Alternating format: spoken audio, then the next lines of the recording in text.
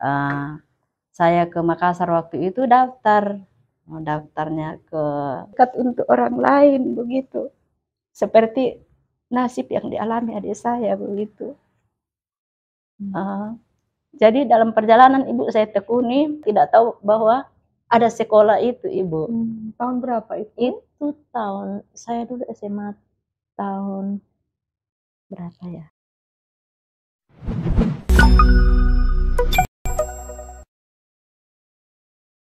Saya tuh awalnya tuh dulu waktu ini saya sebenarnya tidak mau jadi guru ibu sebenarnya dulu gitu.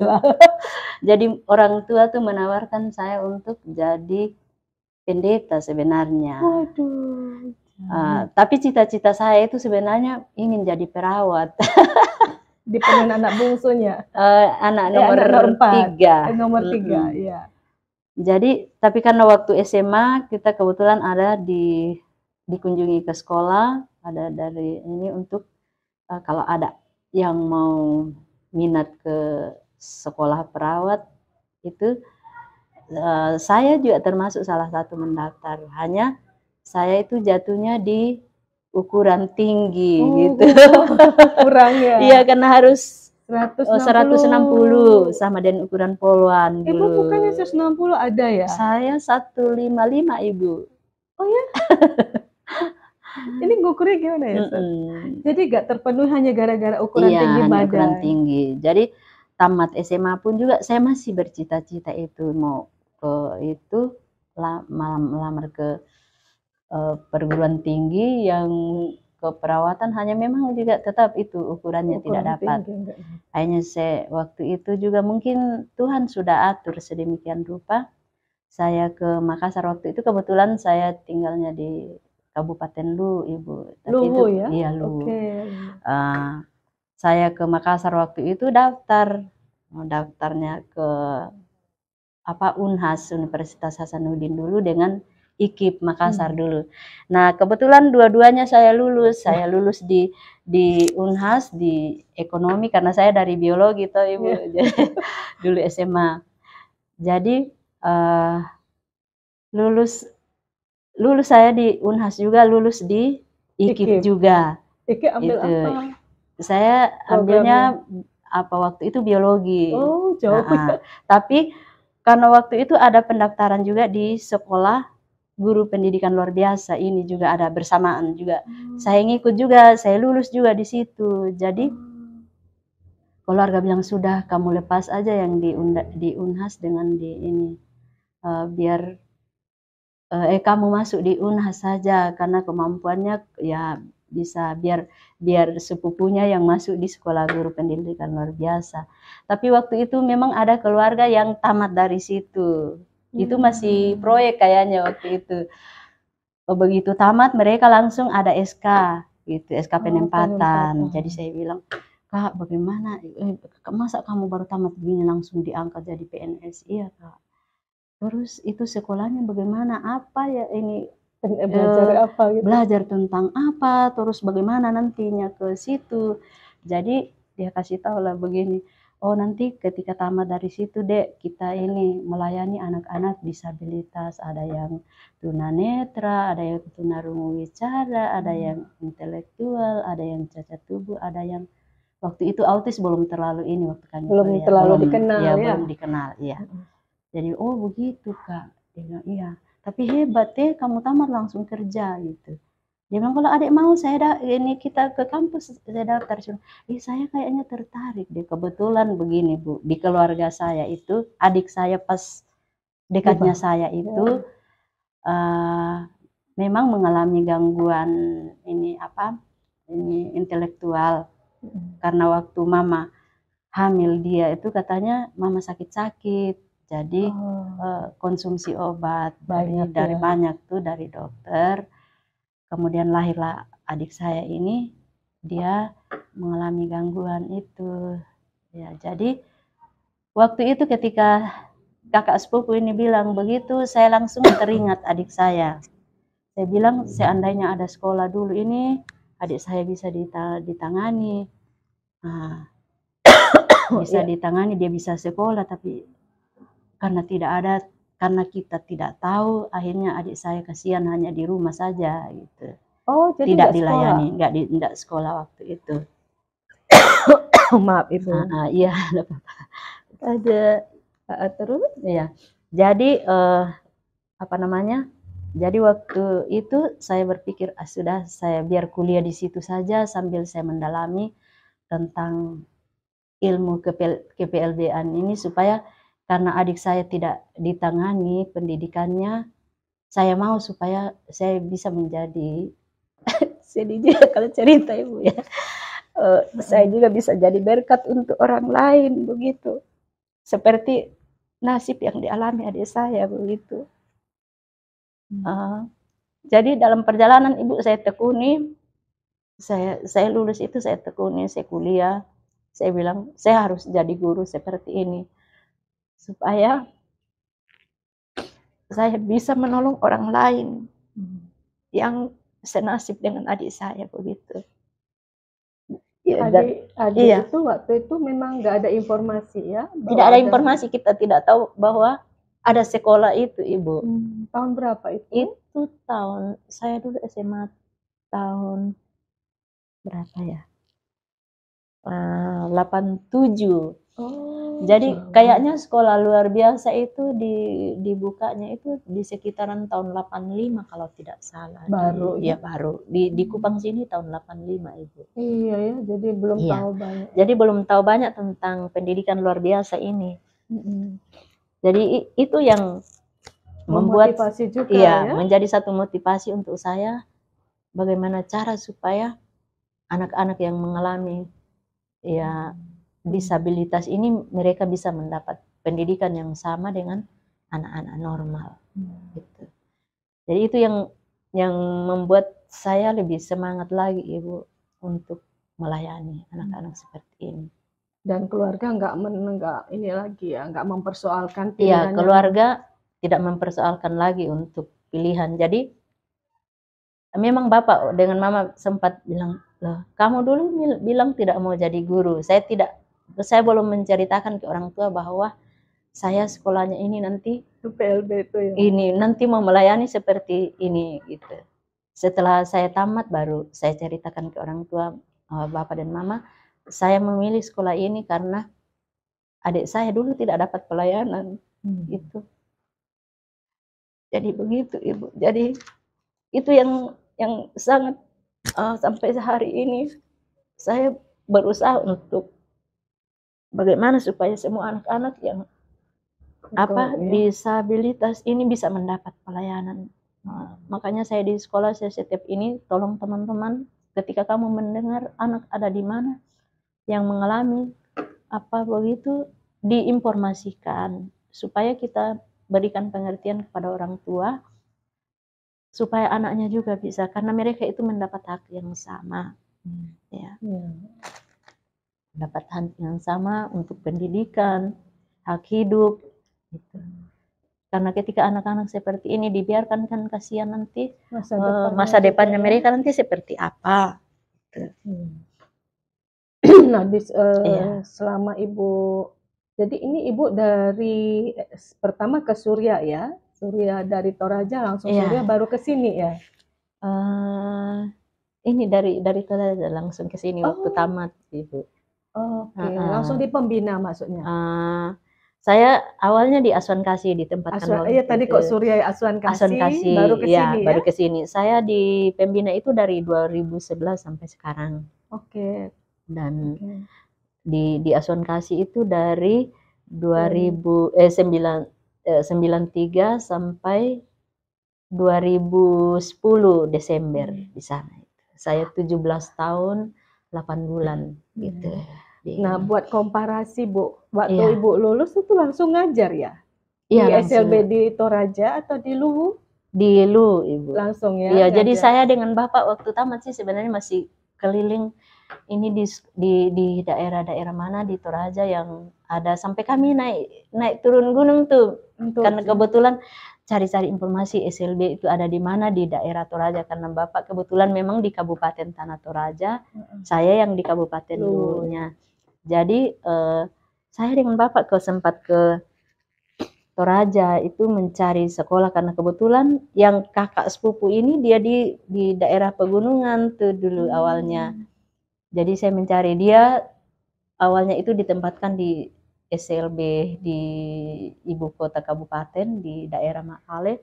Kemudian dia buka sekolah lagi ke daerah pegunungan yang karena di situ banyak anak-anak yang disabilitas, makanya dia berusaha untuk membuka sekolah di situ. Ini sepupu ibu ya? Iya. Oke. Kemudian setelah itu saya berpikir di Kabupaten Luwu juga tuh ada satu SDLB waktu itu, di situ sekolah negerinya itu yang memang dibangun tahun 84 kemudian 85 beroperasi, sama dengan di Kupang sini proyeknya waktu itu. Jadi kami sempat juga berkunjung ke sana. Kami minta kalau bisakah kami honor di sini, tapi tidak bisa, tidak ada dana untuk tidak apa-apa, yang penting kami bisa melayani. Tapi bilang nanti kasihan tuh. Saya bilang ya tidak apa-apalah kalau memang.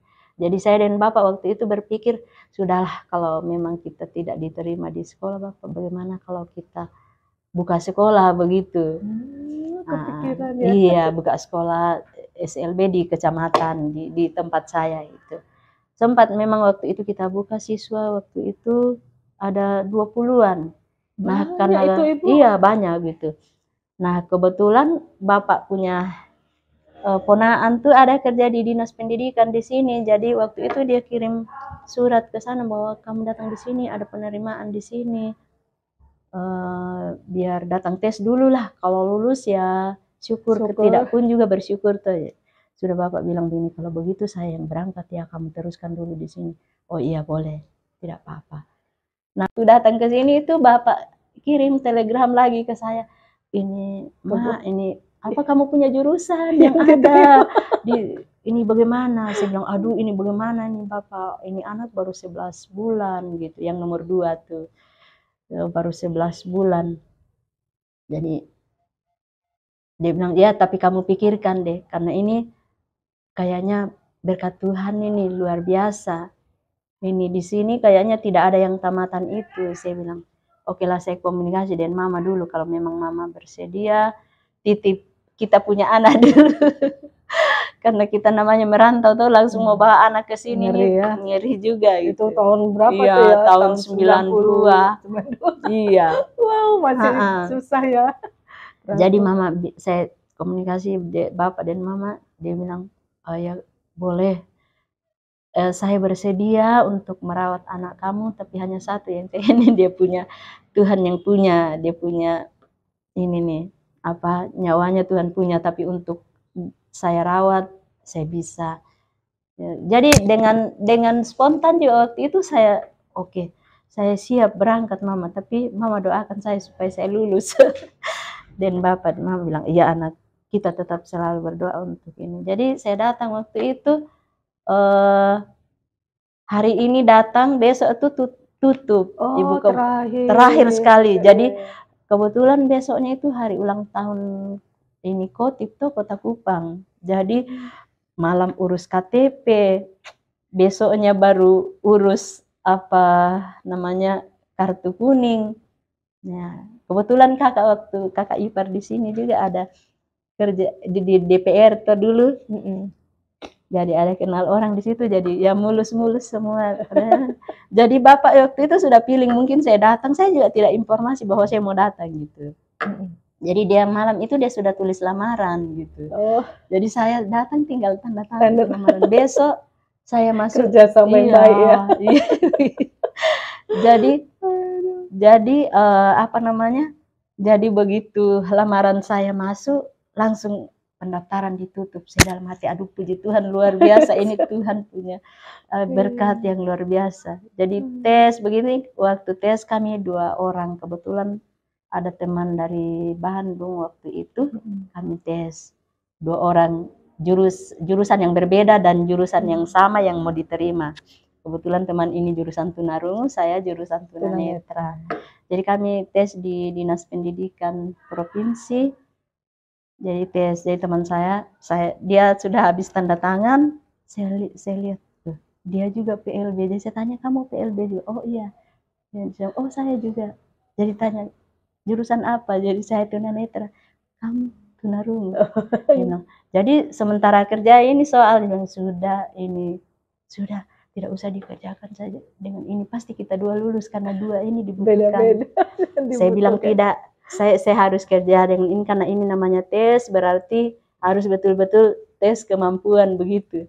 Jadi begitu ikut tes begitu Ibu, pengumuman 2 hari kemudian pengumuman saya lulus, teman saya ini nih tidak lulus. Oh alah. Ya karena dia hanya karena dia bilang sudah di ini aja disilang-silang aja. Saya bilang tidak, saya harus kerjakan dengan sungguh-sungguh karena memang ini kompetisi, saya bilang. Jadi dia tidak lulus setelah pengumuman itu. Aduh, saya menyesal, saya bilang itu. Karena sudah di ini kan. Saya sudah bilang ini kompetisi, walaupun kita dua, tapi kan namanya melalui tes. Nah, untung teman satu ini ada gelombang kedua, jadi ikut lagi kepala sekolah yang di Asuhan Kasih waktu itu pergi menghadap ke dinas. Saya sangat butuh guru ini. Kalau memang memungkinkan dia bisa lulus nanti, tolong. Jadi sudah akhirnya gelombang kedua dia ikut, dia lulus. Bu, apa menarik kali-kali kok ini perjalanan. Tapi bertahan sampai 29 tahun kan tuh nggak gampang ya, Pak. Iya, betul. Apa sih tantangan terberatnya? Tadi Ibu menasihati anak, Ibu kan bahwa bersabar, dia akan dilatih kesabaran ini. Nah, Ibu sebagai guru dan kemudian malah menjadi pemimpin di sekolah ini, pengalaman yang menarik menghadapi adik-adik ini ya, yang disabilitas ini, tantangan terbesarnya apa yang Ibu rasakan, Ibu alami juga gitu? Sebenarnya kalau tantangan yang terbesar tidak terlalu ini Ibu, hanya biasanya dari orang tua.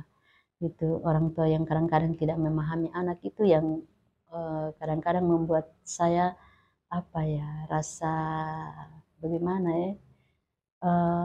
Jadi saya kalau misalkan orang tua yang tidak terlalu apa dengan anaknya itu, saya langsung menasihati Ibu bahwa anak yang Tuhan titipkan di kita ini mau normal ataupun tidak, itu semua adalah anugerah Tuhan yang kita butuh. Mereka itu butuh pelayanan yang sama gitu dari kita, butuh kasih sayang yang sama gitu. Hanya kadang-kadang itu yang membuat ini saya kalau orang tua yang kayak kurang menerima anak begitu. Karena semua ini kan walaupun mereka punya keterbatasan, tetapi Tuhan itu luar biasa memberikan mereka talenta yang orang normal tidak bisa miliki. Gitu. Ada yang bisa Ibu kenang dari murid Ibu yang luar biasa talentanya itu? Ada banyak Ibu yang anak-anak kami, ada yang tunanetra sekarang sudah jadi guru di SLB Kota Raja. Dulunya satu SLB Pembina, hanya karena beda lokasi, satu atap tapi beda lokasi. Jadi makanya dari 2019 itu sekolah itu dipisah. Di sana jadi SLB Kota Raja, dan anak kami itu dia sudah sarjana, dia lulus dari Staken, dia sarjana agama, jadi dia sudah mengajar di itu. Dia waktu itu dia tes guru kontrak, dia lulus, jadi dia sudah ini, dan banyak yang sudah berhasil, ada yang sudah buka salon sendiri, ada yang bisa sudah buka jahitan sendiri. Gitu, ada banyak yang sudah. Ini alumninya semua berapa Ibu kalau dihitung dari kalau ada ribuan ya? Belum sampai mungkin ribuan. Belum ya? Belum ya? Udah berapa tahun usianya pembina? Pembina ini berdiri dari 2005. Oh, baru 2005. Berarti masih sekitar ini ya 16 tahun ya. 12 baru 17. Iya. 17 tahun ya, masih remaja. 12, iya, masih remaja. 2005.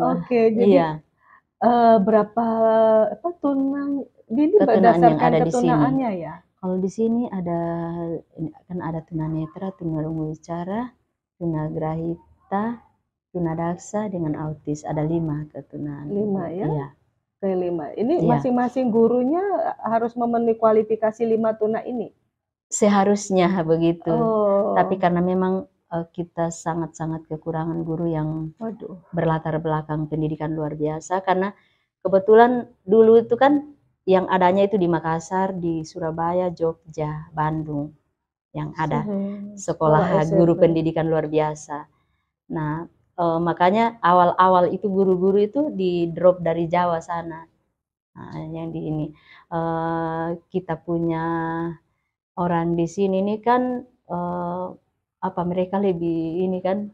Jadi akhir-akhir ini baru mereka mulai melirik sekolah luar biasa begitu. Jadi karena di sini kebetulan di San Pedro itu sudah ada jurusan pendidikan luar biasa. Jadi makanya ada saya punya mantan murid juga sudah lulus dari sana, dia ikut tes P3 tahun lalu, dia lulus jadi guru kembali. Dia anaknya tunarungu. Oh, iya. Oke. Iya. Dengan kesibukan itu, Ibu masih punya waktu untuk diri sendiri enggak? Ada juga sebenarnya ya. Makanya kadang-kadang setiap pagi saya minta di Tuhan, Tuhan kasih saya kesehatan supaya saya bisa melayani yang lain juga gitu. Saya juga kebetulan melayani juga di gereja, saya sebagai majelis gereja juga di sana. Kebetulan saya gereja mana boleh? Di Marturia di sini, Ibu. Oh, Marturia. Yang di pinggir jalan nih, kita gerejanya di situ. Iya. Saya sudah 5 periode di situ. Di sana majelis ya? Gereja, iya. Oke, jadi masih ada waktu untuk ini? Masih ada waktu untuk melayani juga. Untuk diri sendiri misalnya hobinya gitu? Ya kalau untuk yang begitu-begitu tidak terlalu ini. Dan sekarang juga saya apa ya, artinya ilmu yang saya ini kan lebih ke ilmu yang saya miliki itu saya harus berbagi ke orang lain. Kebetulan dari Staken ini di AKN sekarang ya. Dari tahun lalu saya dipercaya juga mengajar ini di sana di apa fakultas ininya BK bimbingan konseling. Iya, saya mengajar. Kebetulan ada mata kuliah untuk huruf braille di sana. Jadi mereka datang, kebetulan mereka datang di sini, ada PPL di sini. Jadi oh ternyata ada kita bisa minta bantuan untuk apa mengajar gitu. Ya. Berarti Ibu bisa baca huruf braille ya? Bisa, karena kebetulan itu jurusan saya. Ini gimana ini? Bisa contoh? Ibu bilang braille, aku langsung ingat. Yang ini Ibu, kebetulan ini tugas mahasiswa saya dari AKN, ini huruf braille untuk anak tunanetra. Jadi mereka menjawab seperti ini ya? Iya. Nah, Ibu bisa dong membaca. Boleh dijelaskan Bu, mungkin buat contoh Bu. Ini artinya apa ini? Ini bisa dijelaskan ke ini. Iya. Berarti Ibu bisa ini ya? Bisa. Keren. Ayo Bu. Hanya kalau ini nih apa artinya? Kalau ini angka 1 Ibu. Angka 1. Kalau ini dia bilang ini mata lahir gelap, dan ini karena mata nih, karena ini kan dia lagi bikin puisi. Iya, dia bikin puisi. Wah, cocok. Mata lahir gelap, mata batin, ya mata batin, iya terang. Terang. Iya. Karena kalau anak tunanetra Ibu membaca diraba dulu, baru dia bisa ini keluar suara. Tapi kalau kita karena lihat tuh jadi susah ya. Oh, jadi dia mau mengatakan mata batin gelap, mata lahir gelap, mata batin terang. Itu nomor 1, nomor 2. Ya. Ini ujian ya? Iya, ujian Ibu. Jadi ternyata waktu itu semangat. Ya ternyata ini anak-anak juga semangat. Ini apa? Belajar tentang ini. Ada berapa ini yang tunanetra? Ini anak normal Ibu. Anak normal? Iya. Belajar braille. Ini bimbingan konseling di AKN. Oh, AKN itu apa? yang dulu Staken Ibu, tapi Staken, sekolah jadi tinggi. institut sekarang kan. Institut. Iya. Oh, jadi mereka belajar sebenarnya. Jadi saya mengajar mereka huruf Braille ini sampai mereka bisa menulis seperti ini. Supaya nanti bisa scan-nya itu ke sekolah-sekolah. Iya, ke sekolah-sekolah. Gitu. Jadi satu saat mereka menemui anak-anak tunanetra dan mereka mau konseling kan, ketika mungkin anak tunanetra kasih tulisan begini, mereka juga bisa baca gitu. Betul, jadi komunikasi bisa dua arah ya. Iya. Ibu, kalau tunanetra anak-anak itu berapa jumlahnya saat ini? Untuk sementara di sini saya punya satu Ibu, yang SD. Satu, SMP? Iya. SMP tidak ada, SMA juga tidak ada. Yang lalu sudah tamat. Dia sendirian belajar. Iya, dia sudah tamat itu iya. Tapi kan lebih fokus ketika dia satu kan itu gurunya malah lebih fokus gitu, jadi cepat. Kelas 2? Dia kelas 2 SD. Yang tunarungu ada berapa yang SD, SMP, SMA? Kalau tunarungu itu ada datanya nggak biar kami bisa dapat? Hanya jumlah. Iya, nanti baru saya minta di atau ini nanti Boyar ini. Iya. Oh, jadi satu aja diajar juga ya Bu, diterima juga ya. Jadi kan kalau jadi kita istilahnya perbandingan itu 1 berbanding 10 sebenarnya. 1 anak disabilitas, 10 anak normal. Jadi ketika kita menghadapi 5 anak disabilitas, sama kita menghadapi 50 orang yang normal.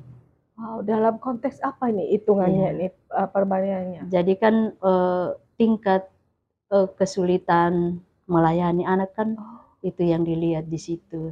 Oke, jadi itu berbanding 10 ya? Berbanding 10. Tingkat kesulitan semua dari semua jenis tunanya itu dianggap 10 untuk membanding dengan normal. 1 berbanding 10 dengan anak normal.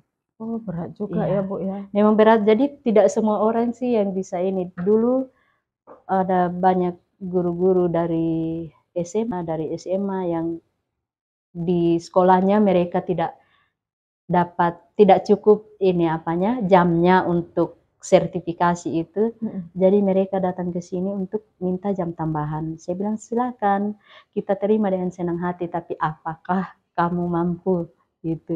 Jadi ada yang datang 3 hari Ibu hilang. Terus kita kontak, kenapa? Aduh, minta maaf, kami tidak sanggup, kami tidak mampu gitu. Ya, teman-teman di situ sangat bersyukur bisa kuat bisa melayani anak-anak demikian. Kami tidak sanggup gitu. Apalagi autis ya Bu. Iya, apalagi autis. Mengarahkan dia untuk mau duduk saja itu mau arahkan mau bagaimana kalau tidak tahu tekniknya kan. Itu dipelajari tuh cara merayu dia, mengajak dia. Iya, jadi ada anak-anak autis itu kan lebih ininya dulu kayak terapi.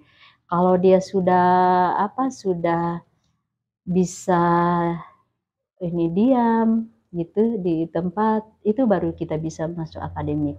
Tapi kalau dia masih liar gitu kan dia hanya mengenal dunianya sendiri kan kalau anak autis itu. Jadi kalau dia sudah bisa duduk tenang saja itu kita sudah bersyukur. Jadi makanya itu mejanya mereka itu tuh beda dengan meja yang anak lain kan, jadi dibuat kayak bulat begitu baru anak kursinya masuk di dalam begitu. Jadi kadang itu jadi dinempel di dinding kan kursinya, mejanya di ini supaya jangan dia kaget gitu, lari-lari gitu. Jadi kalau dia sudah tenang sudah